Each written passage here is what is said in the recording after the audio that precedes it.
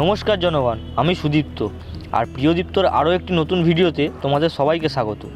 বিশ্বকর্মা পুজো, আর এই পুজো মানেই কিন্তু ঘুড়ি ওড়ানোটা মাস্ট।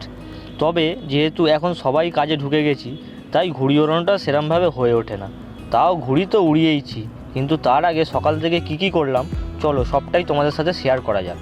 তো সকাল সকাল ঝটপট রেডি হয়ে প্রথমেই বেরিয়ে পড়লাম অফিসের পুজো অ্যাটেন্ড করার উদ্দেশ্যে।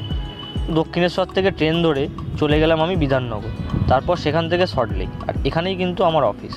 আর এই হচ্ছে অফিসের ঠাকুর। তো ঠাকুর নমস্কার করে আর তারপর খাওয়া দাওয়া পর্ব কমপ্লিট করে আইসক্রিম হাতে নিয়ে বেরিয়ে পড়লাম আবার বাড়ির উদ্দেশ্যে। তারপর বিকালে বাড়ি এসে আবার বেরিয়ে পড়লাম সুপ্রিয়র বাড়ি ঘুড়ি ওড়াতে যাওয়ার জন্য। কারণ ভিডিওর প্রথমেই বলেছি, বিশ্বকর্মা পুজো মানেই ঘুড়ি ওড়ানো কিন্তু মাস্ট। যাওয়ার সময় আকাশে দেখলাম পাখির থেকে তো ঘুড়িই বেশি। আর বিশ্বকর্মা পুজোয় কিন্তু প্রতিবারই বৃষ্টি হয়, তবে আজকে কিন্তু ওয়েদারটা অপূর্ব ছিল, একদম ঘুড়ি ওড়ানোর মতনই ওয়েদার। তো যাই হোক, পৌঁছে গেলাম আমার বাড়িতে। তারপর ছাদে উঠে দেখি ছাদে তো পা রাখারই জায়গা নেই, কারণ তখন ছাদে অলরেডি ঘুড়ি ওড়ানোর জন্য ভিড় লেগে গেছিলো। তাই আমি বসে পড়লাম ঘুড়িতে রিসেন্ট ঘটা আরজিকর ঘটনার পরিপ্রেক্ষিতে কিছু লেখার জন্য।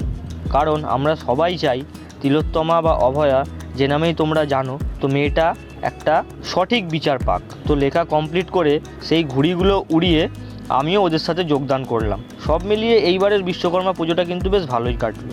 তোমাদেরও কেমন কেটেছে সেটাও কমেন্ট বক্সে জানাতে ভুলে যেও না কিন্তু। তো বন্ধুরা, এই ছিল আজকের আমাদের ভিডিও। তো দেখা হচ্ছে আবার পরের কোনো এক নতুন ভিডিওতে। তো ততক্ষণের জন্য সবাই সুস্থ থাকো, ভালো থাকো। তো সবাইকে টাটা।